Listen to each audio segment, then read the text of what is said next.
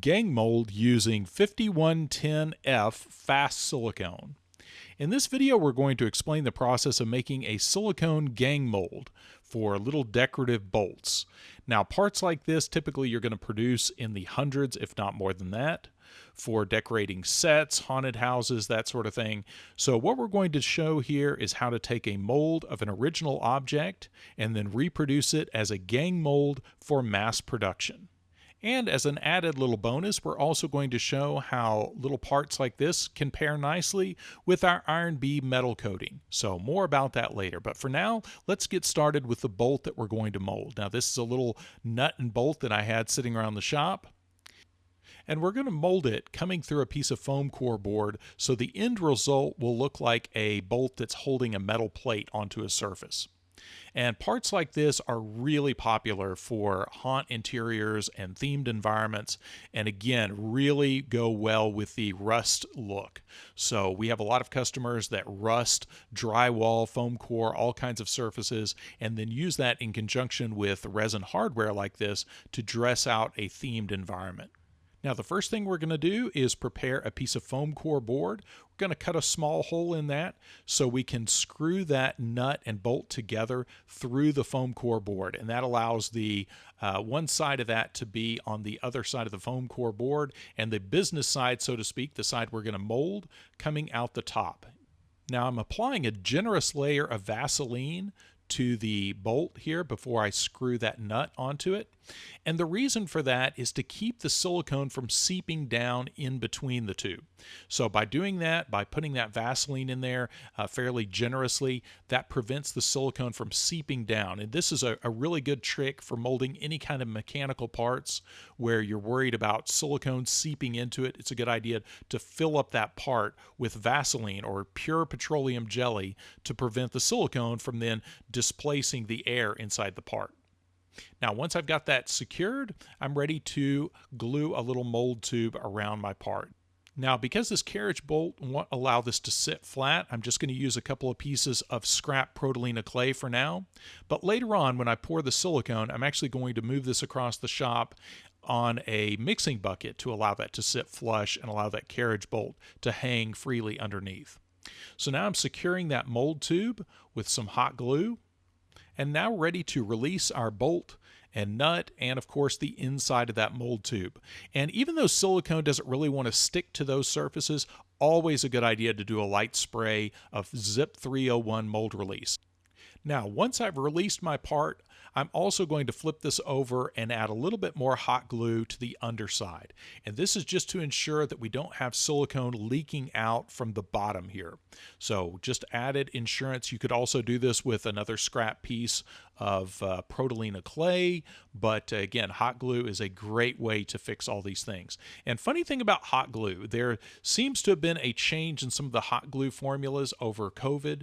So I found that some of the floral hot glue that you find in some of the hobby stores tends to work the best, but some of the bulk hot glue that I found through Uline tends to inhibit the silicone mildly, but it does cause it to be a little sticky where it comes in contact with that. So something to be aware of.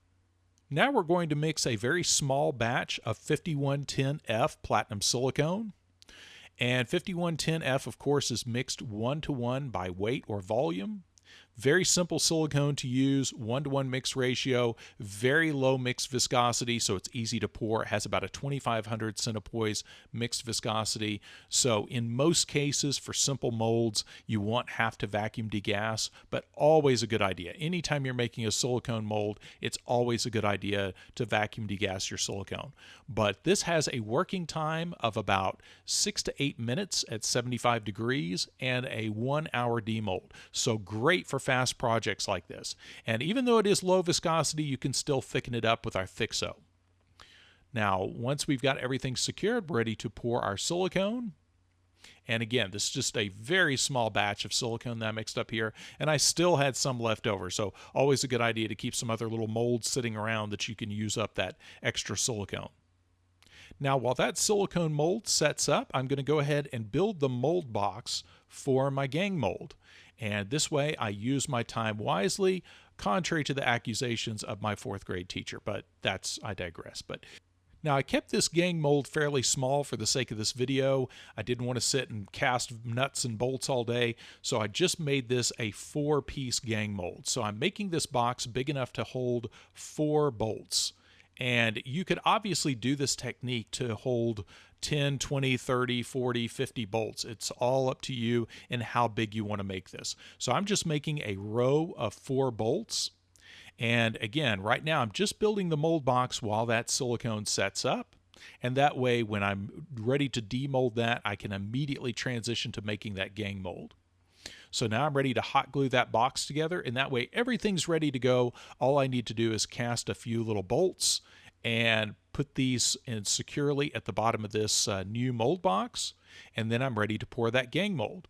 Now, an important aside, if you saw our video we did the other day about a resin master mold, once you have a gang mold like this made, it's easy to make a master mold for this to produce a lot more gang mold. So more about that later. But now our silicone has set up, and it's always good practice to check what's in your mixing cup. Make sure everything was thoroughly mixed and set up before you start messing with your mold. So now we're ready to cut this open and pour some little bolts. So the main reason for this process is obviously working from one mold to make one of these bolts at a time doesn't even take a full ounce of resin. So the idea here is by making this one small mold, we do have a little bit of legwork to do up front where we cast multiple copies of this bolt in resin using these little bitty batches of resin. But once that's done, we now have a gang mold where we could pour 20 or 30 at a time. Now here I'm using some of the TC802 casting resin, and TC802 is mixed 1-to-1 by volume, and this is a very low viscosity, very fast setting resin. So it's perfect for these small parts like this where you just need to turn around lots of parts in a hurry, but you need good, accurate, bubble-free parts. So we're going to mix this up, again 1-to-1 by volume, and then pour that into our mold. Now TC802 has a working time of about 2 minutes and a demold time of about 10 minutes. And I'm just poking at a couple of bubbles I saw there in the cast. So it's real easy to turn around several bolts or dozens of bolts in a short amount of time. But the whole idea here is to minimize the work. Once you do the original work on that first gang mold, the work is done where you can mix up larger batches of resin like something like TC804 to do much larger batches. So there's our first bolt out of the mold, and now we're going to cast several more. We're going to trim those up and make sure they're sanded so they sit nice and clean in the bottom of our new gang mold box. And again, there's no rule that says we only have to do 4 bolts. I'm just doing 4 for the sake of this video, but typically on something like this, I would do maybe a couple of dozen of these, and that way you get the most bang for your buck when you're mixing up a batch of resin to pour on this. Now, I don't show it here, but we're using hot glue again to secure those bolts at the bottom of that gang mold. And once those are secure with some hot glue with about a 1/4 inch to 3/8 inch gap between the hardware there, so we make sure that silicone is nice and strong between those, we're now going to release that mold box with some Zip 301 mold release. Now it's important after you spray your parts with mold release, give that release time to outgas so you don't wind up with little gas bubbles or a little pitting occurring on the surface of the mold. So make sure you give everything plenty of time to dry. Now we're checking the volume of our mold box, and we're ready to mix up our batch of silicone. Now I'm not going to cover the process of calculating volume because we've done that in other videos. So on the end screen of this, be sure to check out, I'm going to post a link to our video where we calculate volume and also a link to our master mold video. Both of those are really important, but especially the master mold, because if you're doing this process, if you're doing a lot of hardware or themed environments and things like that, where you're generating a lot of little knobs or bolts and nuts and things like that, really a good idea to make sure you know this gang mold process and the master mold process so you can mass produce these little guys on a massive scale. Because again, if you're doing themed environments with rusted metal, this is the best way to make these little bolts that you can stick on later before you do your paint job. Now we're going to be vacuum degassing this silicone, and you want to make sure you have plenty of room in your mixing cup to allow for the silicone to expand and collapse. Interesting note that in really humid weather, sometimes your silicone can expand up to 2 to 3 times the original volume in the vacuum chamber. So be aware of that. Something about humid weather and vacuum degassing. So anyway, we're now ready to pour our mold. And you'll notice that we have a margin around the bolts of about 3/8 of an inch to maybe a little over a 1/4 inch in some areas. But the nice thing is that 5110 Fast is a really tough, stretchy silicone, so we can easily get away with that. And again, we're going to check what's left over in our mixing cup first. Always a good idea to do that to make sure everything has handling strength before you start pulling it out. And there you see, when you have a nice clean mixing container like that, that's a good indicator that you've mixed everything properly and that everything should be good inside your mold. And a foam core box is perfect for this kind of application. So even if you're making a gang mold with 30 or 40 bolts in it, a foam core box is perfect for building that dam to hold that silicone in. And now ready to demold our bolts. And we're ready for casting. We're going to do a little bit of cleanup work on our finished mold, but now our gang mold is ready for casting. And now, instead of one sad little bolt, we can produce 4 at a time. So you can see there where easily you could go into much bigger production by making gang molds that would support the casting of, say, 20 or 30 of these at a time. So I'm just going around the edge with my scalpel, cleaning up that extra silicone coming off the bottom of the mold. And at this point, this is where we could easily transition to making a resin master mold. So taking that mold, putting it in the bottom of another box and making a resin master mold of this gang mold. And then that would allow us to reproduce multiple molds. And again, that's really important if you're doing a lot of mass production of a particular object like this, especially decorative pieces like this, where you know you're going to be putting a lot of little resin bolts onto a set. That's where you need a lot of these, and you actually will need to reproduce the mold in mass. So now ready to do our first round of casting. So I'm just mixing up a small batch of more of the TC802, but this time I'm adding some of our Polypig Onyx Black to this. And that way we get a charcoal gray color. And even though these bolts are going to be painted later on with the Iron B metal coating, by putting that black pigment in these so they cure kind of a charcoal gray, it's still a good idea, because if for some reason over time someone chips a painted bolt or something like that where some of the paint chips off, you don't wind up with bright white plastic showing through your paint job. So always a good idea to pigment your resin in keeping with your paint scheme. And again, that way if something chips or peels or someone scrapes something later on, it doesn't immediately reveal itself as resin. Now this is about 10 minutes later and our bolts are ready to demold. And we didn't use any mold release, but if you do use mold release, remember, make sure you wash that off before you attempt to paint these. And now ready to stick these on some foam core and simulate some rusted metal.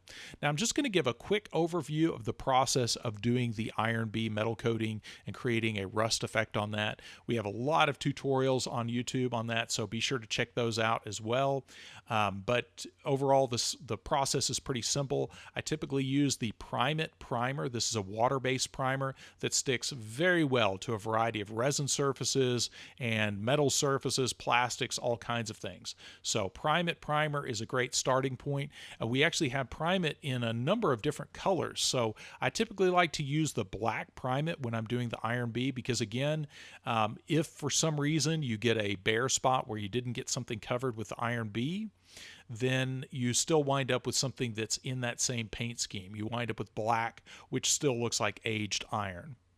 And now we're applying our Iron B, and usually what I do on this is I brush this on and then I stipple out the brush strokes. Now obviously you could use a sea sponge or a paper towel to stipple that on. There's a number of ways to do this. We have a lot of customers apply this with a roller or even an HVLP spray gun. But the main thing is you put that on, let one layer dry, and then we're going to come back and do a second layer. Now, this is the critical part. And again, you want to learn more about this, check out our other videos on creating rust. With that second coat, though, it's really important that you remember to apply the patinas to that second layer before it dries. So here we're applying the light green patina, and you could do this with either light green or Tiffany green. Both of those will result in a very rich rust. But apply that light green, spray that on, and then we're going to spray on a light spray of the tan patina. And the tan patina you'll see here in just a second, that's what gives you that more orange new rust kind of look. So we're just going to spray a very light spray of that. If you've seen our other tutorials where we do this, a lot of times I'll take the tan patina and create little rust drips and things like that. And sometimes I'll even apply that just with a sea sponge in very specific areas because, again, that tan develops into that more yellow rust. But there you have our finished rust, and you see where those bolts, those resin bolts, really complement the look of that rust. So that's a great way to create some old themed factory environments and that sort of thing. We have a lot of customers that use this to create haunt hardware or haunted house props, haunted house interiors, that sort of thing. But most importantly, what I wanted you to take away from this video is that process of turning a single part into a gang mold. And then, if you are so inclined, on the end screen here, I'm going to link to the master mold, which can then take that to the next level where you can mass produce that mold. So be sure to check the videos out here on the end screen. And as usual, I'll put links to all the products we used in the video description, but everything is available on our website at brickintheyard.com. And if the spirit compels you, be sure to like and subscribe, and of course, comment with something insightful or snarky or whatever, because of course the algorithms like that. And as always, thanks for watching.